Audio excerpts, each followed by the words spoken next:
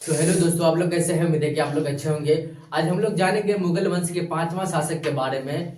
इससे पिछले वीडियो में हम लोग मुगल वंश के 4 शासक के बारे में जान चुके हैं, जिसमें हम लोग बाबर, हुमायूं, अकबर और जहांगीर की संपूर्ण जानकारी प्राप्त कर चुके हैं। अगर आप लोग उस वीडियो को नहीं देखे हैं तो आप जाकर देख सकते हैं, डिस्क्रिप्शन बॉक्स में प्ले लिस्ट दोनों में दिया हुआ है। तो आइए हम लोग इस वीडियो में मुगल वंश के पांचवा शासक शाहजहां की संपूर्ण जानकारी प्राप्त करते हैं। तो पहले हम लोग जानेंगे शाहजहां के शासन काल के बारे में, उसके बाद उनके परिचय के बारे में थोड़ा सा जानकारी प्राप्त करेंगे।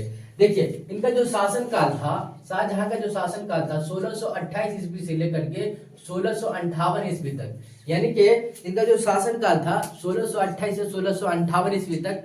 कहीं कहीं पर इनका जो शासन काल है 1627 से 1658 ईस्वी तक लिखा हुआ मिलेगा। ठीक है, तो कोई दिक्कत नहीं है इससे। आइए पहले इसके परिचय के बारे में थोड़ा सा जानकारी प्राप्त करेंगे। देखिए, इनका परिचय में सबसे पहले हम तो जानेंगे इसका जन्म कब हुआ था। तो इनका जन्म हुआ था 5 जनवरी 1592 ईस्वी को लाहौर में। कहाँ हुआ था? 5 जनवरी 1592 ईस्वी को इनका जन्म होता है। कहाँ होता है? लाहौर, जो वर्तमान समय में कहाँ है? पाकिस्तान में, याद रखिएगा। ठीक है, उसके बाद देखिए इनके बचपन का क्या नाम था। देखिए, बचपन का नाम था खुर्रम, जो बहुत प्रसिद्ध हुए थे इस नाम से। खुर्रम के नाम से शाहजहां बहुत प्रसिद्ध हुए थे, और यही खुर्रम के बाद इनके पिता जो है जहांगीर, इनको शाहजहां की उपाधि प्रदान करता है। ठीक है, देखिए शाहजहां की उपाधि जो प्रदान करता है, कौन करता है? तो इनके पिता जहांगीर। कब?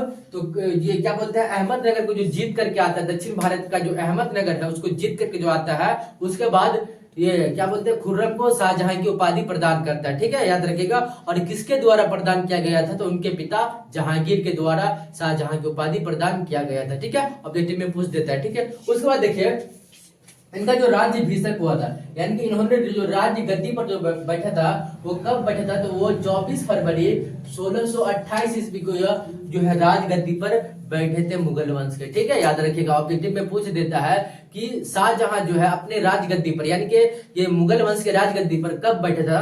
तो 24 फरवरी 1628 ईस्वी को। ठीक है, याद रखिएगा। इनके पिता का नाम था जहांगीर। इनके पिता का क्या नाम था? जहांगीर। और इनके माता का नाम था जगत गोसाई। याद रखिएगा, पिता का नाम जहांगीर और माता का नाम जहांगीर। और इनके जो है पुत्र जो है लगभग पुत्र और पुत्री मिलाकर के 14 संतान हुए, मतलब 14 बेटा बेटी हुए इनको। ठीक है, देखिए कहा जाता है कि इनके बड़े पुत्र का नाम था दारा सिकोह।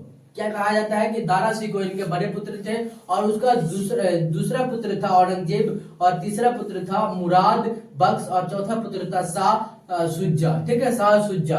और इनके पुत्री थी, बड़ी पुत्री जहां आरा और रोशन आरा दूसरी पुत्री थी, और तीसरी पुत्री थी गोहन आरा। ठीक है, याद रखिएगा, गोहन आरा। ठीक है, ये ऑब्जेक्टिव में पूछ देता है कि शाहजहां के बड़े पुत्र का क्या नाम था? तो दारा सिकोह। और बड़े पुत्री का क्या नाम था? तो वो जहां आरा। ठीक है, ऑब्जेक्टिव में पूछ देता है। ठीक है, याद रखिएगा। और इनके जो पुत्र थे, इनके पुत्र, बड़े पुत्र कौन थे? दारा सिकोह। और इनके जो क्या बोलते हैं दूसरे पुत्र थे औरंगजेब। औरंगजेब जो मुगल वंश का 6ठा शासक बनता है, यानी कि शाहजहां के बाद मुगल वंश के राजगद्दी पर कौन बैठता है? तो औरंगजेब। ठीक है, याद रखिएगा। उसके बाद देखिए इनका जो शुरुआती जीवन था, इनका शुरुआती जीवन बादशाह बनने से पहले मेवाड़ और अहमदनगर को जीता था। यानी कि ये जो है बादशाह बनने से पहले जो खुर्रम नाम से जो प्रसिद्ध थे, बचपन में इसको खुर्रम के नाम से प्रसिद्ध था, वो कौन सा नगर जीता? तो मेवाड़ का क्षेत्र और अहमदनगर को जीता। और इसी जीत के बाद इनके जो पिता है जहांगीर, इनको शाहजहां की उपाधि प्रदान कर दिया। ठीक है, याद रखिएगा, ऑब्जेक्टिव में पूछ देता है। ठीक है, किस कौन सा युद्ध के बाद, जो कौन सा जीत के बाद? तो दक्षिण भारत के जो अहमदनगर है और मेवाड़ का क्षेत्र को जो जीता था, उसके बाद इनको ये क्या बोलते हैं, शाहजहां की उपाधि प्रदान करता है। ठीक है, ऑब्जेक्टिव में पूछ देता है किसके द्वारा? तो उनके पिता के द्वारा। ठीक है, उसके बाद देखिए जहांगीर के मृत्यु के बाद खुसरो के एक पुत्र थे दार बख्श। ये खुसरो कौन था?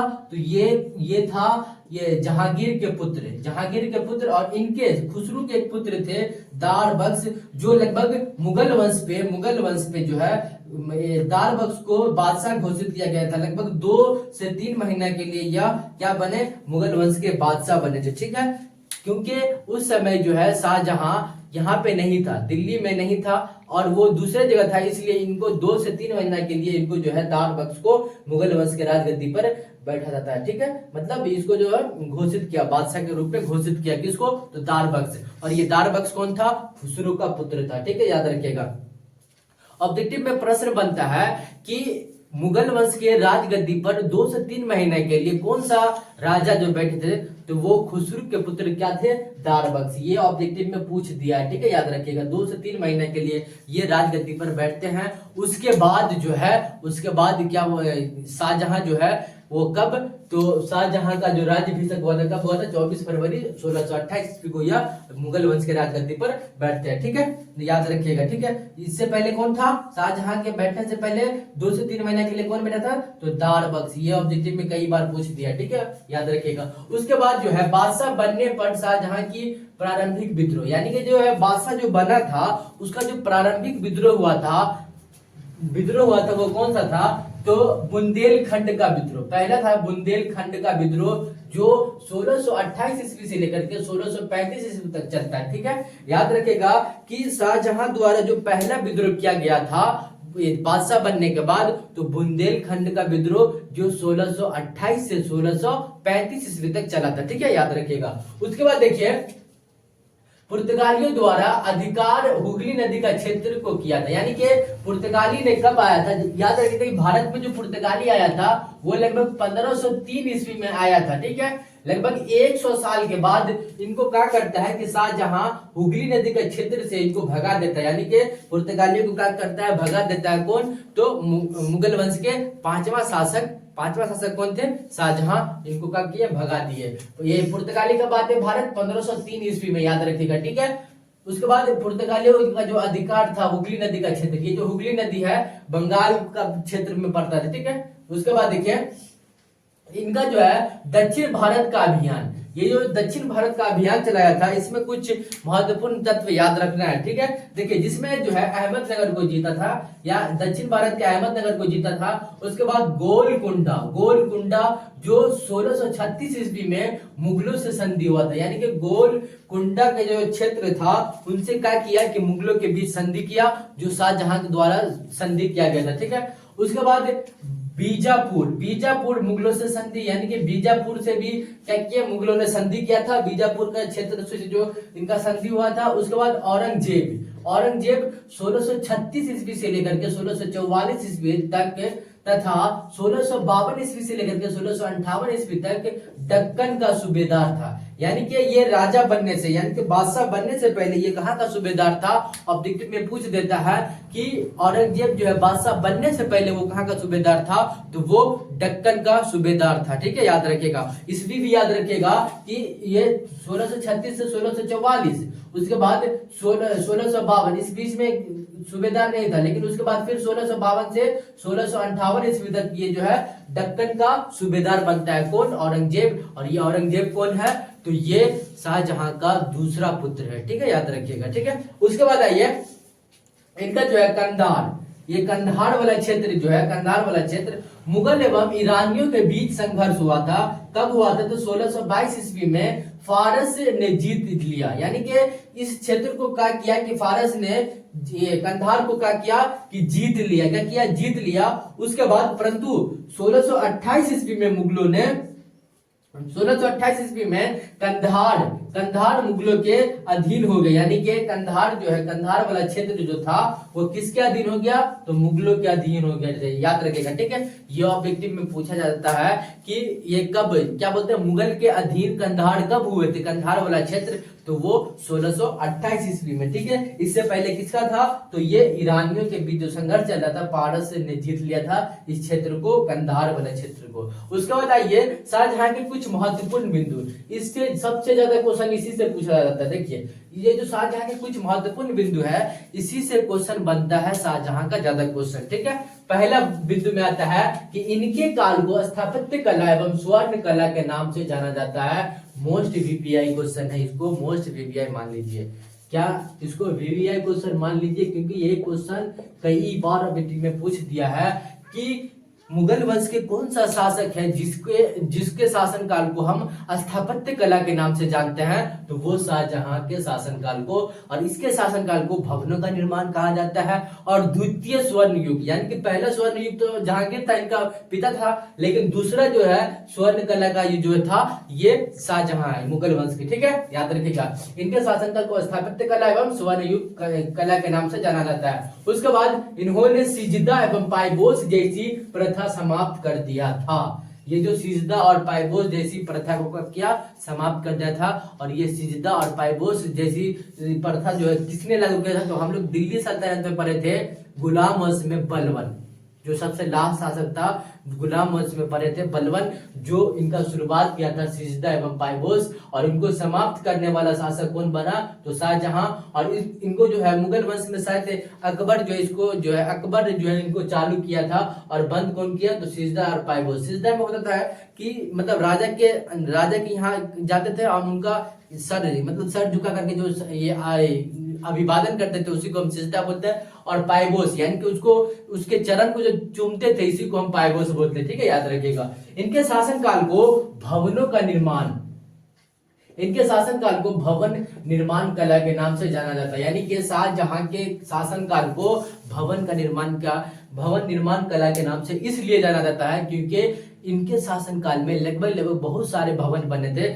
जिसमें आगरा का क्या बोलते हैं ताजमहल, दिल्ली का लाल किला, मोती मस्जिद, जामा मस्जिद, ये सब जो है बनाए थे कौन, शाहजहां ने। आगे बढ़ते देखिए, जहानाबाद की स्थापना किया था, यानी कि इन्होंने क्या किया कि जहानाबाद की स्थापना किया और इसको राजधानी भी बनाया था। इससे पहले यहाँ इसका जो राजधानी बना मतलब इससे पहले जो इनका राजधानी था वो आगरा था, लेकिन जहानाबाद की जो स्थापना किया था ये जहानाबाद जो है अभी वर्तमान समय में पुरानी दिल्ली को कहा जाता है। पुरानी दिल्ली को कहा जाता है जहानाबाद, ठीक है। उस समय इसको पुरानी दिल्ली को मुगलों के समय में किस नाम से जाना जाता था, तो वो जहानाबाद के नाम से जाना जाता था। उसके बाद इन्होंने क्या किया कि आगरा से राजधानी परिवर्तन कर लिया, कहा, जहानाबाद, ठीक है। ये बी ऑब्जेक्टिव में पूछ देता है कि आगरा से राजधानी जो परिवर्तन किया था जहानाबाद, वो कौन सा बादशाह था मुगल वंश के, तो वो शाहजहां थे, ठीक है, याद रखिएगा। उसके बाद ये शाहजहां द्वारा बनाया गया इमारतें, यानी कि शाहजहां द्वारा जो बनाया गया था इमारतें, उसमें सबसे पहले आता है ये क्या बोलते हैं दिल्ली का लाल किला जो मोस्ट पॉपुलर है। यहीं पे क्या बोलता है झंडा फहराया जाता है, भारत में जो होता है यहीं पे झंडा फहराते हैं। ये 15 अगस्त को जो है प्रधानमंत्री फहराते हैं, और रिपब्लिक डे यानी कि गणतंत्र दिवस के दिन राष्ट्रपति जो है यहाँ पे झंडा फहराते हैं लाल किला पे, ठीक है, याद रखिएगा। ऑब्जेक्टिव में ये भी क्वेश्चन पूछता है कि लाल किला भारत के कहाँ स्थित है, भारत के किस शहर में स्थित है, तो दिल्ली में, याद रखिएगा, ठीक है। ये भी ऑब्जेक्टिव में कई बार पूछा है। और किसने बनवाया था लाल किले को, किसने बनवाया था, तो वो शाहजहां ने बनवाया था, ठीक है, याद रखिएगा। और दिल्ली का जो है जामा मस्जिद किसने बनवाया था, तो दिल्ली का जामा मस्जिद जो है शाहजहां ने बनवाया था, जो कहाँ स्थित है, दिल्ली में, याद रखिएगा। ये जो दिल्ली का बहुत फेमस मस्जिद है दिल्ली का जामा मस्जिद, ठीक है, याद रखिएगा। उसके बाद ताजमहल, ये जो ताजमहल है ये कहाँ स्थित है, तो आगरा में, और किसने बनवाया था, तो ये शाहजहां ने बनवाया था। क्यों बनवाया था, क्योंकि इनके पत्नी का जो इंतकाल होता है उसके बाद इन्होंने उसके याद में एक ताजमहल बनाता है। लगभग ताजमहल को बनने में 22 साल का समय लगता है। ताजमहल को बनने में लगभग 22 साल का समय लगा था, और ये कौन बनवाया था, तो शाहजहां ने बनवाया था, ठीक है, याद रखिएगा। उसके बाद आइए मोती मस्जिद जो है, मोती मस्जिद ये कहाँ स्थित है, तो आगरा में स्थित है, और इसको भी कौन बनवाया था, तो शाहजहां ने बनवाया था। ये भी ऑब्जेक्टिव में पूछ देता है कि मोती मस्जिद का निर्माण कौन किया था, तो वो शाहजहां किए थे। और कब किए थे, तो आगरा मतलब क्या बोलते हैं कहाँ किए थे, कौन सा शहर में किए थे, तो आगरा में। उसके बाद शालीमार बाग, ये भी ऑब्जेक्टिव में कई बार पूछा गया कि शालीमार बाग किसने बनवाया था, तो शाहजहां ने, और ये कहाँ स्थित है, तो दिल्ली में, ठीक है, याद रखिएगा। लाल किला कहाँ स्थित है, दिल्ली में, किसने बनवाया था, तो शाहजहां ने। जामा मस्जिद दिल्ली में, किसने बनवाया, तो शाहजहां ने। ताजमहल कहाँ स्थित है, तो आगरा में, किसने बनवाया? तो शाहजहां ने। शालीमार बाग कहाँ स्थित है? तो दिल्ली में। किसने बनवाया था? तो शाहजहां ने। और ये जो ताजमहल बनवाया था किसके याद में? अपने पत्नी के याद में, मुमताज के याद में। और इसी के नाम पे मुमताज महल के नाम से भी जानते हैं इनके पत्नी को, ठीक है, मुमताज महल के नाम से भी जानते हैं। और ये जो ताजमहल बनने में लगभग 22 साल का समय लगा था, ठीक है, याद रखिएगा। ये ऑब्जेक्टिव में पूछ देता है कि ताजमहल को बनने में लगभग कितना साल लगा था? तो 22 साल, ठीक है, याद रखिएगा। उसके बाद शाहजहां को बंदी जो बनाया गया, यानी कि जो शाहजहां को जो बंदी बनाया गया था, इनके पुत्र, इनके जो दूसरे पुत्र थे औरंगजेब द्वारा इनको आगरा के किले में बंदी बना लिए गए थे। यानी कि आगरा के किले में इसको क्यों बंदी बनाया? क्योंकि आगरा का जो ताजमहल बनवाया था उसका दीदार कर सके, यानी कि उसको देख सके, इसलिए वो क्या किया कि आगरा के किले में इसको बंदी कर दिया। और वो कब किया था? तो 1658 ईस्वी में। कब किया था? तो 1658 ईस्वी में। उसके बाद इसका जो देख रेख करते, यानी कि कैद में रहते हुए शाहजहां की बड़ी पुत्री जहांआरा द्वारा देखभाल किया जाता है। यानी कि इसको क्या किया कि कैद में रहते हुए शाहजहां की बड़ी पुत्री जो है जहांआरा द्वारा देखभाल किया जाता है। और लगभग ये 8 साल कैद में रहते हैं। और इनका जो मृत्यु होता है वो 1666 ईस्वी में होता है। और इनके मृत्यु के बाद ये दारा सिंह को जो है ये क्या बोलते हैं, राजगद्दी पर बैठाना चाहता था, यानी कि उसको बादशाह बनाना चाहता था। लेकिन हुआ क्या कि औरंगजेब इनका जो है मृत्यु, मतलब इनका हत्या करवा डालता है। किसका? तो दारा सिंह का। और इसके जो समर्थक में कौन? इसकी बड़ी बहन थी जहांआरा, और इसके समर्थक में थी रोशन आरा। और ये जो मुराद बख्श इसके समर्थक में थी गोहन आरा। और इसके समर्थक में कोई नहीं था। और ये इसको ज्यादातर इसको ही राजा बनाने का कोशिश किया, लेकिन औरंगजेब जो क्या किया कि इनका हत्या करवा डाला, ठीक है, याद रखिएगा। ये था शाहजहां की संपूर्ण जानकारी। मुझे उम्मीद है कि आप लोग को ये वीडियो अच्छा लगा हो। अगर अच्छा लगा हो तो लाइक करें, और चैनल पर नए हो तो चैनल को जरूर सब्सक्राइब कर लेंगे। मिलते हैं नेक्स्ट वीडियो में, तब तक के लिए जय हिंद, जय भारत।